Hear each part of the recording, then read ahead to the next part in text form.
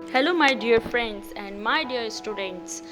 Today's session is of high importance because we all are doing research and we are getting data, we are recording data, but all these data are important only when these are published in high quality journals in the form of research papers.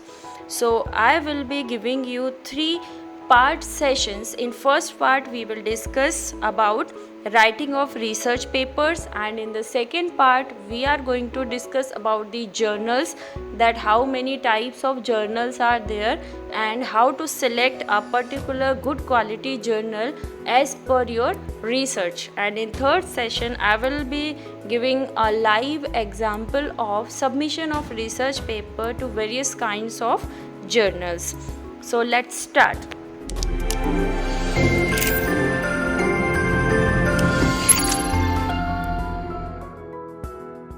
Friends, we all know if we publish a research paper in bad quality journals, it will be a dump. We don't want this. So, we should prepare a research paper which can be published in a high good quality journals. Now these all journals are having certain standards and your paper should meet these standards, then only they are going to accept your research paper. So in this particular session we will discuss that what is the basic infrastructure of your research paper, what should be included and what should not be included.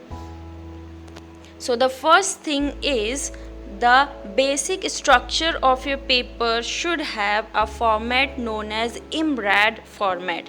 IMRAD is nothing but I denotes introduction, M material and methods, R results, and D denotes discussion. Okay, so the basic structure is introduction, material and methods, result and discussion. Sometimes some people include this result and discussion together, but it is not a good idea because you should write results and discussion separately so you can give a basic and clear idea about your results and what is the significance of your result in the part of discussion. So it is my suggestion that you should write result and discussion separately. So start with introduction, then you write material and methods, then result and then discussion. Now what should be written in introduction, material methods, result and discussion? Now we will see this. So the next part is introduction. In introduction you should start with the problem. In problem you have to mention ki what is the problem you are going to solve by your research, followed by known and unknown facts. Means you have to read some research papers from which you will get some known informations and some unknown informations about your research. Then importance of your research work, followed by hypothesis. Hypothesis means what your research is going to do, what you are thinking, and what are the clear objectives of your research work. We will take one example like antibacterial activity of garlic against any pathogen. We may take like salmonella. So what will be the problem? Problem is ki salmonella is highly pathogenic. So what you will write? You will write ki salmonella is a pathogenic bacteria, causes this disease. Then known and unknown facts means what are other plants or things which have same antibacterial property against salmonella, and other plants like what are the unknown facts? Unknown facts means what are the other plants which are unknown till now about their antibacterial activities. So you have to find out ki what are the things which are till now unknown. Now importance means ki what is the importance of antibacterial property, means how it is going to help the society. Hypothesis, your hypothesis is ki this garlic have antibacterial property against salmonella. Now what will be the clear objectives? Objectives will be ki from where you are going to isolate salmonella, then from which type of method you are going to use to extract the components from the garlic, and how you are going to finalize that ki your garlic is having antibacterial activity. So these will be the objectives of your research work. Now, material and methods. In material and methods, complete experimental protocols with justification will come. With justification means you have to write about your experiments, in which you have to mention references from where you have taken this protocol, and if you have modified this, then you have to write modified experimental protocols, and in bracket you have to mention the reference from where you have taken these protocols. Results. Now in results you have to write summary of findings supported with figures and graphs. Means all the data which you got from your research work have to be presented in this section, and it should be supported with figures and graphs. But there should not be more number of figures and graphs, because journals have their limitations. They allow certain number of figures and graphs. So try to combine the data in shortest number of figures and graphs. Now the most important thing is discussion. In the discussion, you should write meaning and significance of result assisted with references. Now whatever result you are getting, what is the meaning of that result?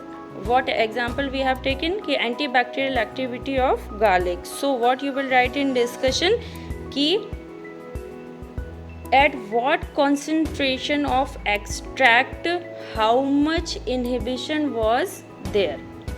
In this case, how much inhibition was there, and what is the concentration at which it is showing maximum inhibition of the growth of bacteria.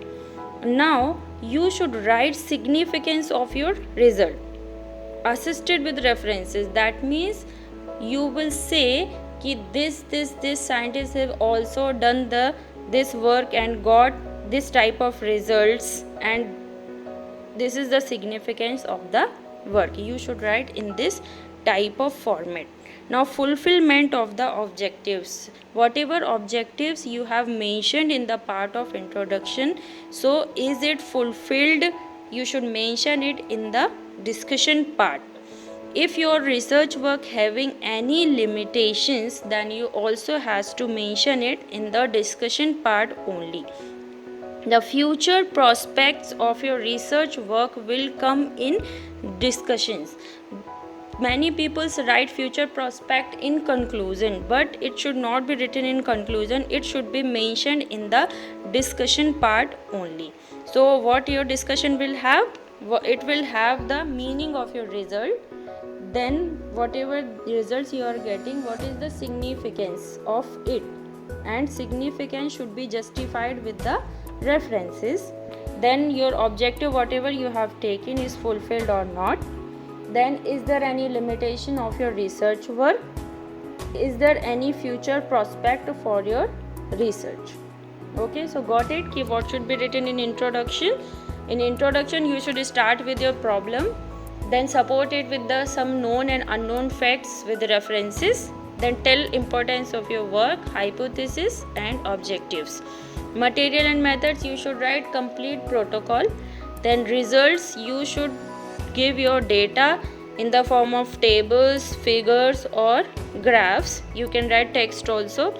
Then discussion, meaning and significance of your result, followed by fulfillment of objectives. Any limitation is there, you should write that also, and future prospect. Now the most important thing is abstract, because abstract is the summary of your research work.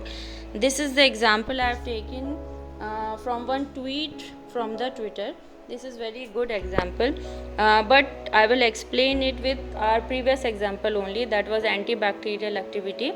So first we will see how to write an abstract. Abstract should not be very lengthy, it should be around 200 to 250 words only. In some journals they allow only 100 to 150 words, so it depends on the journal to which you are submitting your research paper. So it should start with the general background. What will be the general background? Like in our example, the general background will be ki these garlic having antibacterial property against some pathogenic other than salmonella. You can give examples like other pathogenesis from where you will get from the previously published research paper. So you will write some background ki garlic have antibacterial activity against this pathogenic already mentioned. Then you will have a specific background. What will be the specific background? A specific background will be there about your objective, like salmonella. If you are having specifically salmonella as a pathogen on which you are going to study, so you should write specifically about that. With the garlic, other things also you may include ki this thing have the antibacterial activity against salmonella. Now knowledge gap. In knowledge gap what will be there? In knowledge gap you should mention ki what is already published and what is not there. Means the unknown facts will come here. Ki why you have selected garlic. For example, if it till now it is not discovered that ki garlic have antibacterial property, so you will write ki in recent studies onion or carrot have shown antibacterial property against salmonella, and but for garlic it has not been yet, like that. Here we show is also very important, because now you are going to write about your research. So in this particular investigation, or here we showed the antibacterial property of garlic against salmonella typhi. Like this you can write. It depends on your research ki what you are doing. Now results with key and concrete values. Now you are going to mention your result ki our garlic or our compound have this much efficiency against salmonella. So here you can give numerical values also of your result. Then meaning of your result. In last you have to mention what is the meaning of your result and what is the significance and importance of your research. So how you are going to write an abstract? First you will write about the general background. What is the general background of your research? Then specific background of your research, followed by knowledge gap. Then what you have done in your investigation, followed by your results and meaning of result. That would be a abstract. Then references is also very important part.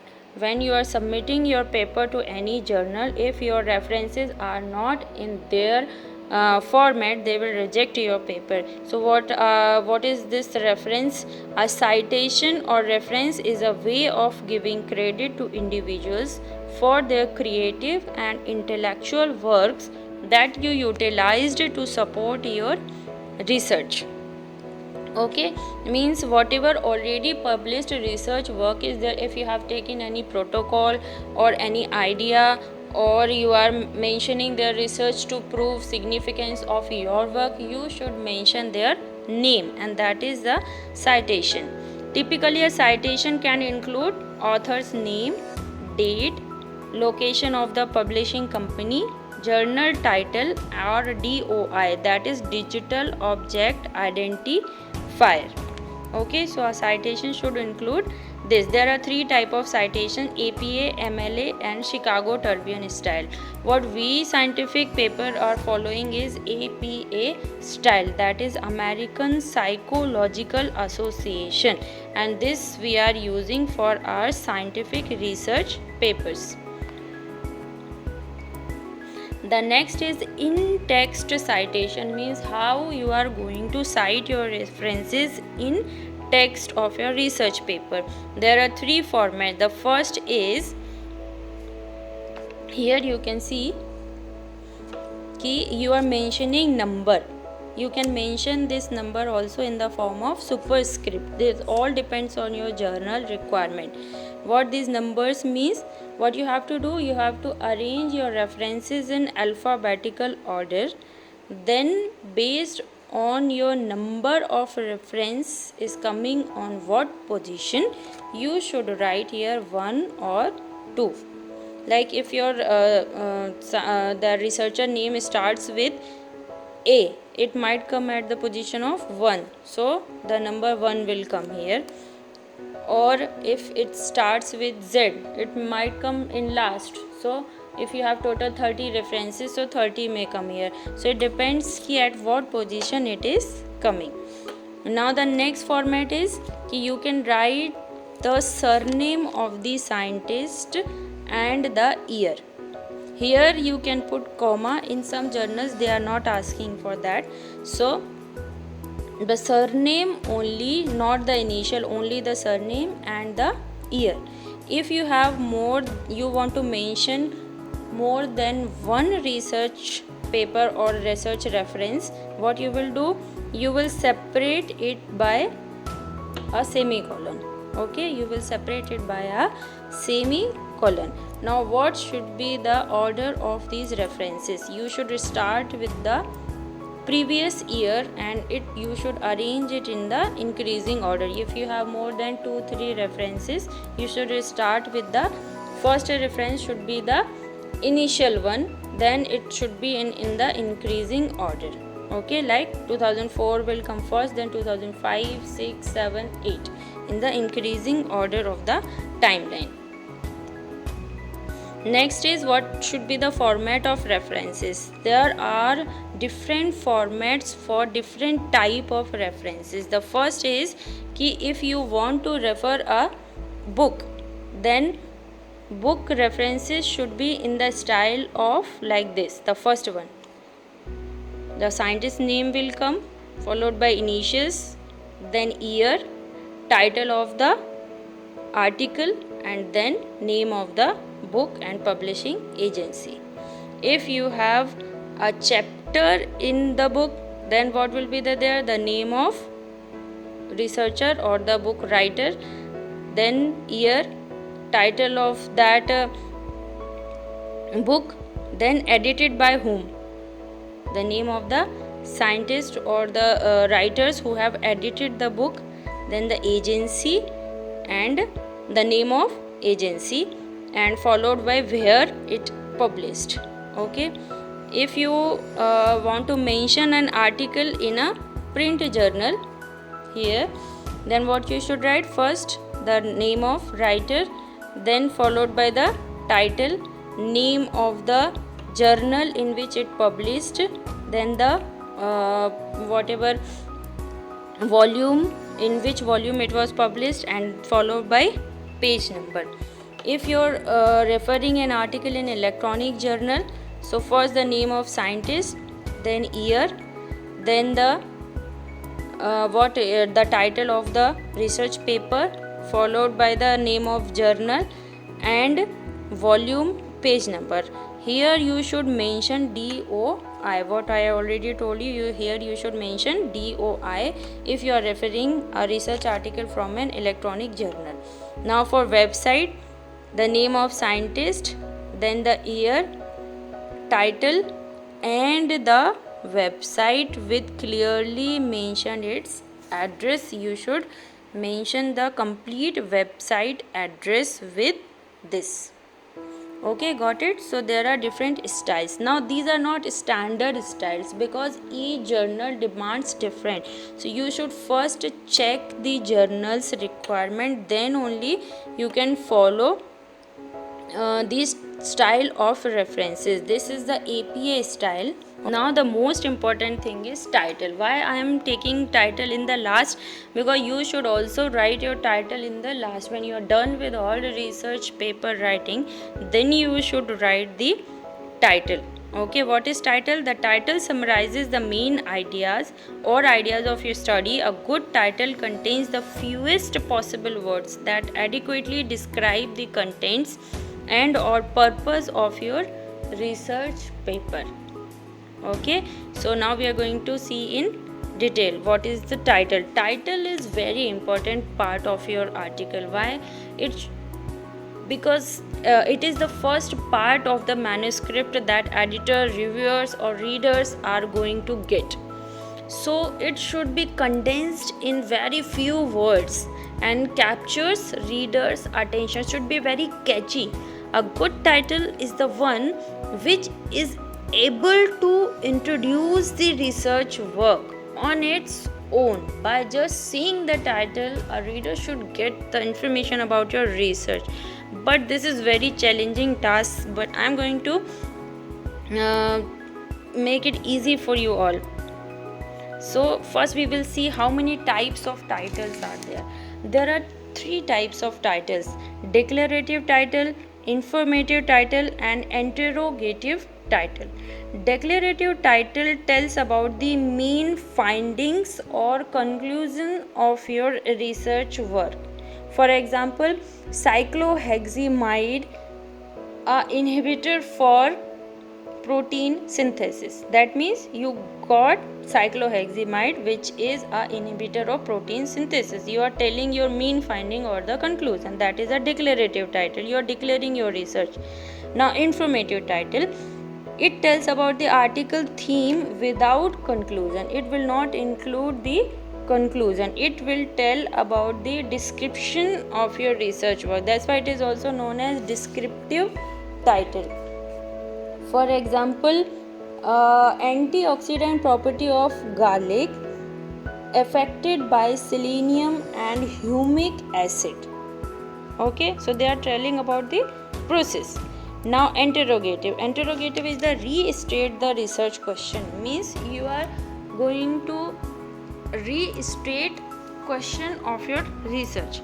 For example, does occupational exposure to anesthetic gases lead to increase of pro-inflammatory cytokines? Means you are asking a question. Now, which title you should take?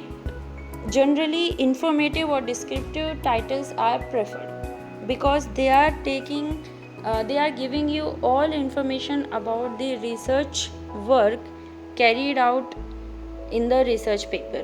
So these descriptive and informative titles are preferred titles.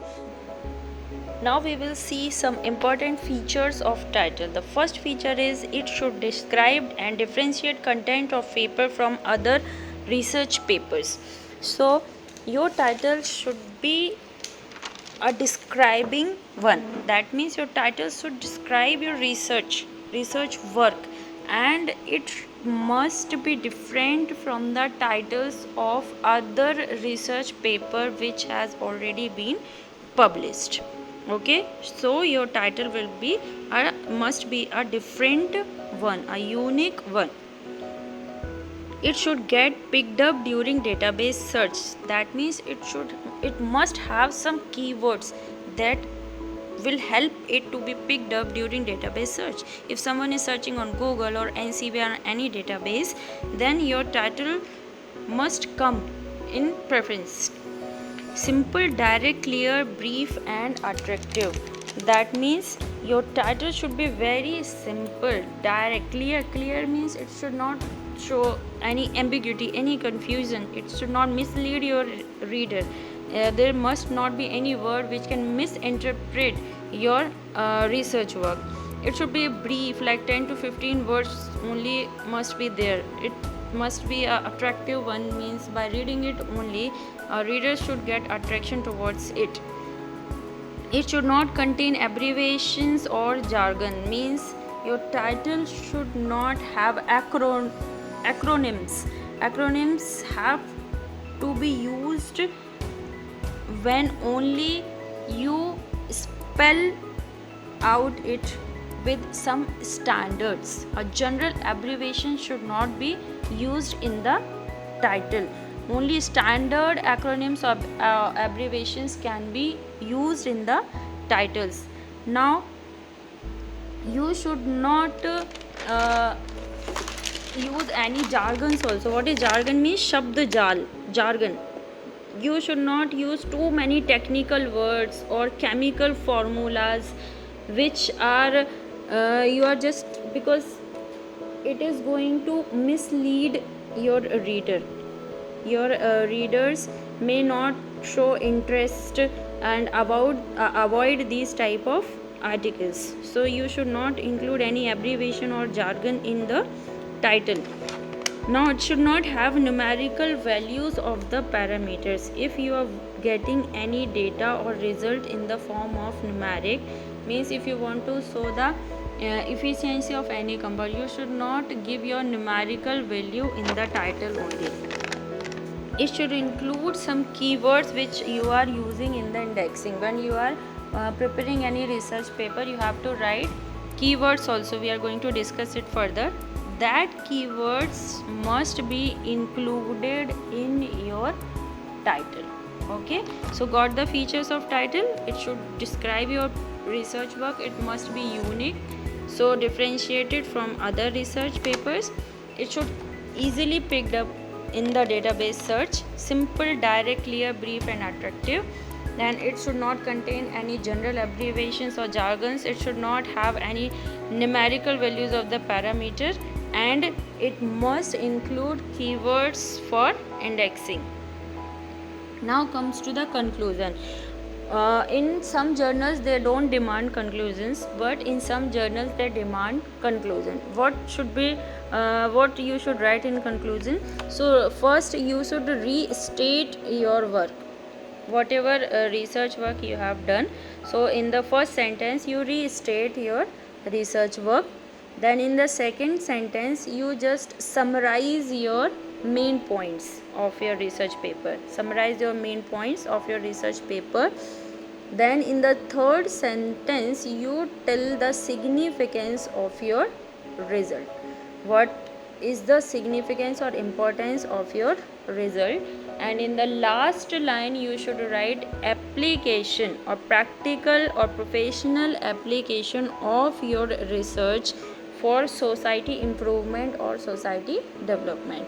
So it will be a 5 to 6 line or 6 to 7 line conclusion. The first line you will restate the research topic, then second line you will summarize the main points, then state the significant results, and then application or practical application of your results of your research work for the society improvement. That will be the conclusion. Keywords. Now what are these keywords? You should choose keywords which are relevant, descriptive, and should be noun. So you should choose relevant, descriptive nouns of your research paper. Okay, you can give 2 to 3 keywords. You may give 1 keyword also, but you should give 2-3 keywords at least, because it is going to help in indexing. And that this is the keyword which I was talking about. These keywords should be included in the title. Then your database, during the database retrieval or during the search, your research paper will be preferred to show for the readers. Okay, so thank you very much. I hope you all get how to write a research paper. So start writing and write a very good research paper. And in the next one we are going to see that how to select the journals and for our research work, what are the particular points basis of which we can get a good journals, and what are good journals, what are bad journals. So prepare your research paper in 1 week, and next week we will meet again and I will tell you in which journal you can publish your research work. So thank you very much.